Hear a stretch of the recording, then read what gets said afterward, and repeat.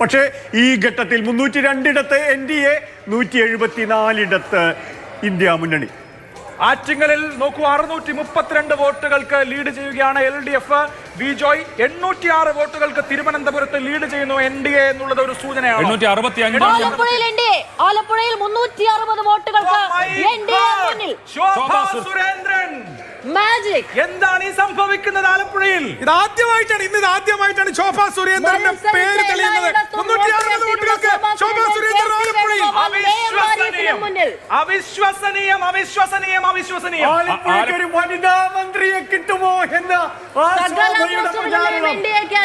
Caption അതായിരുന്നു. സകല പോസ്റ്ററുകളുടെ വേണ്ടിയുടെ caption അതായിരുന്നു ആലപ്പുഴയ്ക്ക് കേന്ദ്രമന്ത്രി എന്നുള്ളത്. ഒരുപക്ഷെ അങ്ങനെയൊന്നും ആയില്ലെങ്കിൽ പോലും ഇത് ചരിത്ര നിമിഷമാണ്. ആലപ്പുഴയിൽ NDA സ്ഥാനാർത്ഥി തിരുവനന്തപുരത്ത് ആലപ്പുഴയിലും NDA ലീഡ് ചെയ്യുന്നു.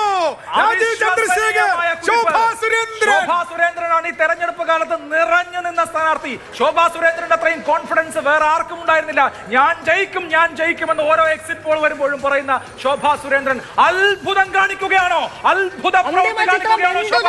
അന്തിമ ചിത്രം എന്തു തന്നെയാകട്ടെ, ആലപ്പുഴ പോലെ ഒരു മണ്ഡലത്തിൽ 360 വോട്ടിന് ശോഭാ സുരേന്ദ്രൻ മുന്നിട്ട് നിൽക്കുന്നുണ്ട്. ഒരു ഘട്ടത്തിലെങ്കിൽ അത് അവരുടെ വിജയം തന്നെയാണ്. സംഘടനാശേഷി പിന്തുണച്ചില്ലെന്ന പരാതികൾ പോലും പറഞ്ഞൊരു സ്ഥാനാർത്ഥിക്ക് ആലപ്പുഴയിൽ 360 വോട്ടുകളുടെ ലീഡ്.